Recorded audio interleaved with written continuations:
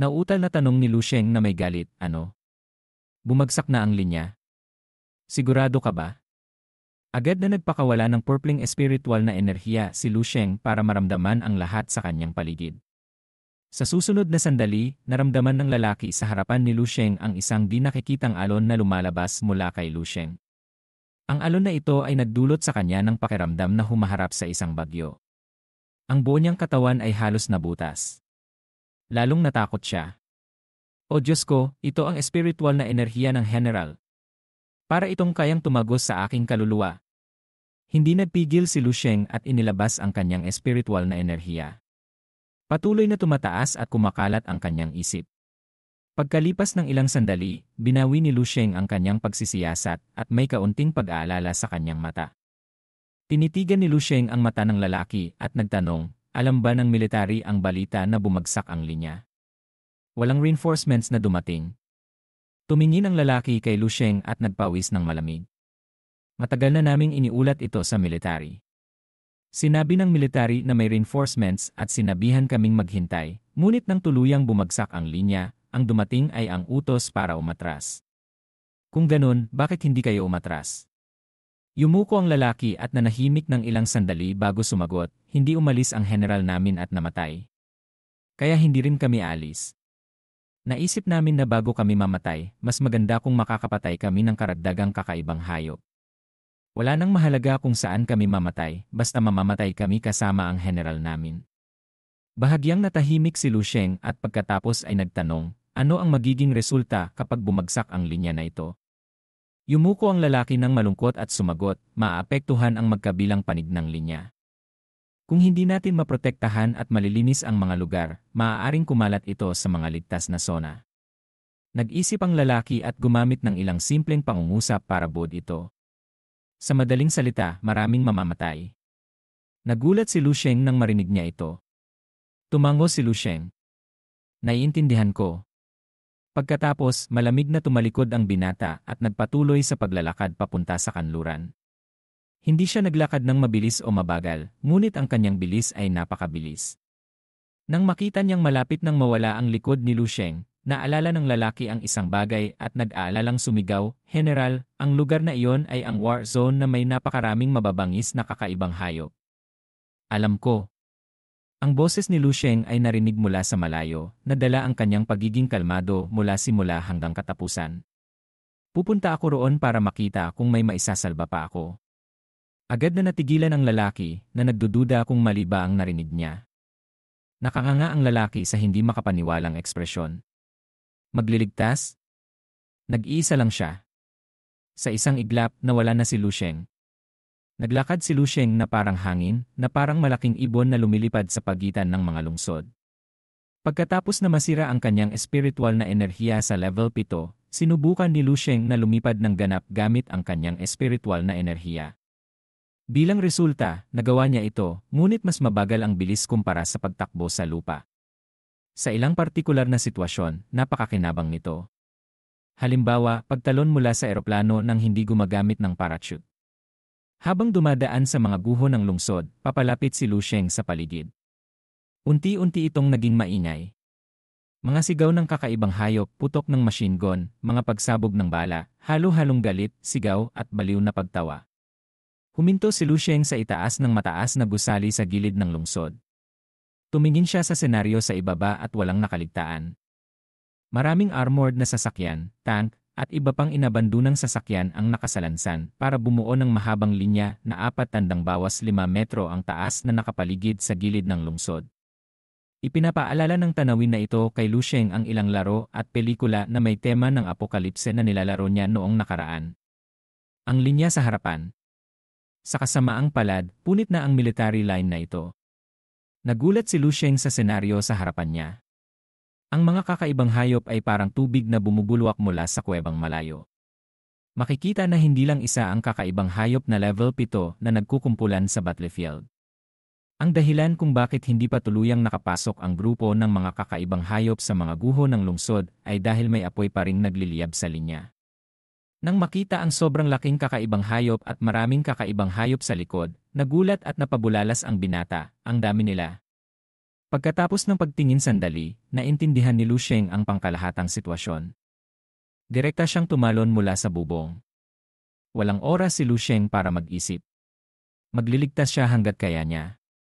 Katulad ng sinabi niya sa lalaki kanina, susubukan niyang magligtas hanggat maaari. Ang kondisyon para kay Lu Sheng para iligtas ay kailangan niyang makatakas anumang oras. Parang may nakatira pa rito. Tignan natin kung may maisasalba pa ako. Sa gitna ng linya, may maliit na battle fortress na gawa sa pinaghalong simento at high-strength alloy materials. Sa loob ng fortress, may 4 o 5 taong lumalaban. Isa sa mga sundalo ang galit na sumigaw, "Pucha! Bakit mas dumarami sila habang pinapatay namin sila?" Tanong ng sugatang tao na nawalan ng kanyang kaliwang braso sa matandang lalaki na may suot na salamin, patay na ang general. Anong gagawin natin ngayon? Sumagot ang matandang lalaki, ano pa bang magagawa natin? Walang tigil na nagpapaputok ang lahat. Patuloy na sinabi ng matandang lalaki, siyempre, magpapatuloy tayo sa pagpatay. Mas marami tayong mapatay, mas mabuti. Natulungan ko na ang general na kumita ng sapat. Ang susunod ay magiging kasama natin sila. Patuloy na naghagis ng granada ang matandang lalaki at tumawa, haha. Tumawa ang malakas na lalaki sa malapit, haha. Kumuha siya ng sigarilyo at inilagay ito sa mainit na baril at sinindihan. Humitit siya ng malalim at pagkatapos ay pinalitan ang baril at nagpatuloy sa pagpapaputok. Tama! Mas marami tayong mapatay, mas makikinabang tayo. Pag naubos ko na ang mga bala, makikipaglaban ako sa mga kakaibang hayop na yan. Galit na sumagot ang matandang lalaki na may dalang explosives. Matagal na akong nakapagtabi ng sapat na explosives para gawing patag ang lahat ng hayop na yan. Sisiguraduhin kong komportable silang aalis at hindi ako mag-iwan ng kahit anong tira. Lumingon ang lalaki na putol ang braso para tingnan at may kaunting pag-aatubili sa kanyang mata. Lautao, natatakot ako na hindi magiging maayos. Nakahiga sa tabi si Lautao na may sugat sa ulo na parang walang malay. Nang marinig ito, lumingon ang ilang tao para tingnan ang nakahiga na lalaki sa likod.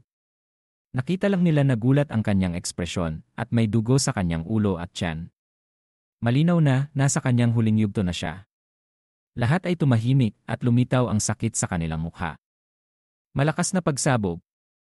Malayo sa kanila, ang lalaki na may hawak na 2 machine gun ay biglang sumigaw at bumagsak. Naputol ang kanyang braso. Tumawa siya sa sakit. Ha. Agad na sumigaw ang matandang lalaki, "Hey Z." Patuloy na kinuha niya ang lahat ng explosives sa kanyang bag at hinagis sa mga kakaibang hayop. Mga putya! Gusto kong pasabugin kayo. Mabilis na naubos ang bag, iniabot ng matandang lalaki ang kanyang kamay para kumuha, ngunit walang naiwang granada o explosives. Ngumisi ang matandang lalaki. General, kaming mga kapatid di. Kumuha ng parang remote control ang matandang lalaki mula sa kanyang bag, gusto niyang pindutin ang buton. General, susundan ka namin. Papalapit na ang mga kakaibang hayop sa fortress. Ang mga tao sa loob ng fortress ay may pakiramdam na malapit na silang umalis at agad na naging kalmado.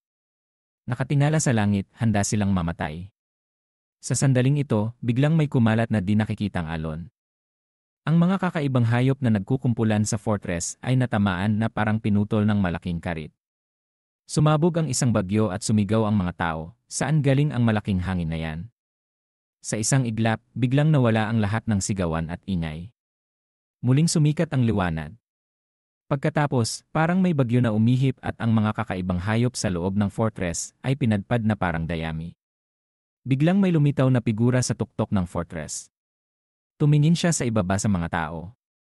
Kalmado niyang tiningnan ang paligid at nagsabi, "Ayos lang. Tumayo na kayong mga buhay pa at umatras kayo." Natigilan ang lahat na nagkatinginan sa isa't isa. Anong nangyari? Pagkatapos tumingin ng maigi, biglang lumitaw ang kagalakan sa mukha ng matandang lalaki na may suot na salamin. Guminhawa siya at sumigaw, "Dumarating na ang reinforcements! Dumarating na ang reinforcements!" Ikinuyom ng matandang lalaki ang kanyang kamao at tumalon. Putya! Sino bang gustong mamatay kung kaya nilang mabuhay? Mga kapatid, umatras tayo. Kumislap ang pag-asa sa mata ng mga natitirang tao at tumayo sila. Sa isang iglap, nawala si Lu Sheng. Nakita lang ng mga tao ang isang figura na parang buhawi na walang habas na pumapatay sa mga kakaibang hayop. Ang aura sa katawan ni Lu Sheng ay lumabas ng napakalakas. Inalis ng lalaki na putol ang braso ang kanyang tingin sa figura. Nang tiningnan niya ang paligid, nagulat siya. Kumulot ang kanyang mukha at sinabi, "Sandali. Tignan niyo. Dumarating ang reinforcements." Bakit isa lang siya? Parang hindi naririnig ng kanyang mga kasama ang kanyang sinasabi. Nakatingin pa rin sila sa figura sa harapan nila. Sa sandaling ito, nilalabanan ni Lu Sheng ang mga kakaibang hayop sa paligid. Pagkalipas ng mahabang panahon, biglang nagsalita ang matandang lalaki, "Bakit pakiramdam ko sapat na siya?" Ang malaking ginintuang disc sa itaas ng ulo ni Lu Sheng ay mabilis na umiikot. Sa bawat oras na lumitaw at mawala si Lu Sheng, mayroong karagdagang kakaibang hayop na hinihiwa sa dalawang bahagi. Ang pilak na mahabang sibat na nababalot sa nagliliyab na apoy sa kanyang kamay ay parang nag-aalab na dragon.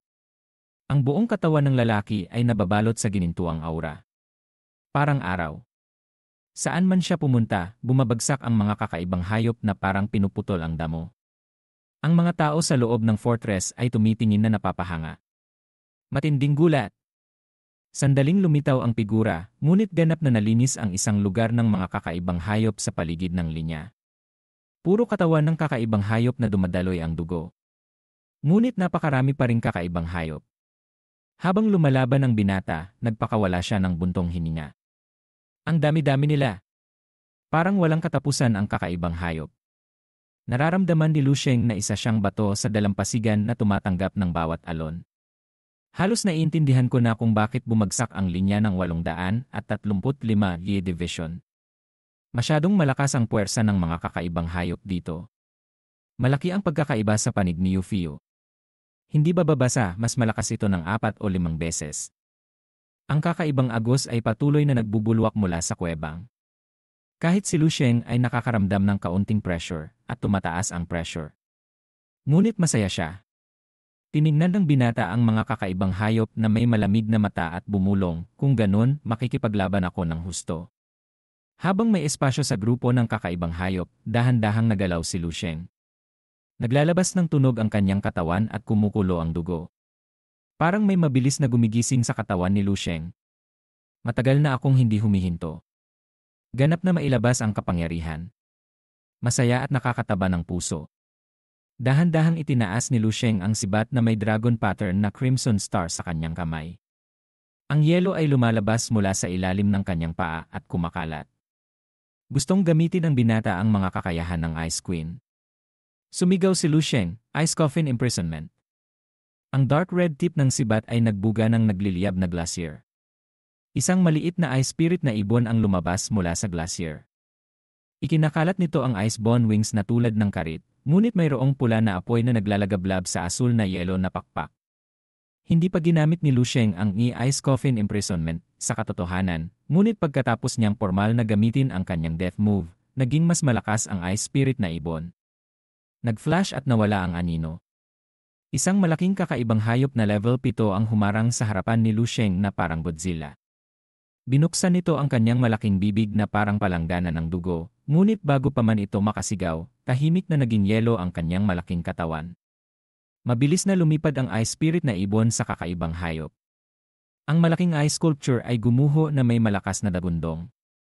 Ang dugo at internal organs ng kakaibang hayop ay nagkadikit-dikit na parang nasunog ng apoy. Ice and Fire Dual Heaven. Kalmado ang mata ni Lu Sheng na parang tubig, ngunit napakasaya ng kanyang puso. Ngumisi ang binata. Matagal na siyang nakapasok sa ika-2 ni layer ng on-moving meditation technique.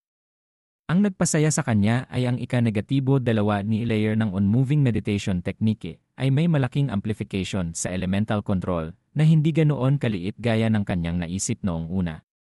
Hindi lang tumaas ang kanyang elemental control, kundi kaya niyang kontrolin ang maraming elemento. Ito ay isang paglabag sa langit. Napakalakas ng breathing technique. Ang saya-saya. Habang mas nauunawaan ni Lu Sheng ang technique, mas nararamdaman niya ang misteryo sa loob nito. Ice, fire, wind, earth, lightning, iba't ibang elemental power ang nagpalipat-lipat sa kamay ni Lu Sheng na nagpapahirap sa mga kakaibang hayop hanggang kamatayan. Pumasok si Lusheng sa isang estado ng pagkalimot. Nararamdaman lang niya na sa kanyang isip, ang iba't ibang emosyon tulad ng inspirasyon at banggaan ay patuloy na lumalabas. Hindi kakaunti ang elemental control na naintindihan niya, ngunit napakakaunting beses niya itong ginamit. Maliban sa wind breathing technique at fire breathing technique, ang iba pang mga elemento ay madalas na nakalagay sa sulok at bihirang gamitin ni Lusheng. Ngayon alam na ni Lusheng kung gaano kalakas ang elemental control na ipinapares sa malalakas na martial arts sa battlefield. Sumigaw ang binata, "Breath of metal, breath of fire." Sa malamig na mata, mariin tumapak si Lusheng sa lupa at lumipad. Breath of earth, breath of wind. Sunod-sunod na mga epekto ng mga elemento ang pumalibot kay Lusheng at ang momentum ay lumalakas. Ang binata na ito ay parang isang diablo. Mahigpit na winagayway ang sibat na may dragon pattern na crimson star. Sumigaw si Lusheng, "Mga hamak na aso, layas kayong lahat. Lumayas kayong lahat para sa akin." Ang sibat ay bumagsak ng mariin. Boom! Boom! Boom! Ang kulog at bagyo ay bumalot sa lupa na parang sinisira ito.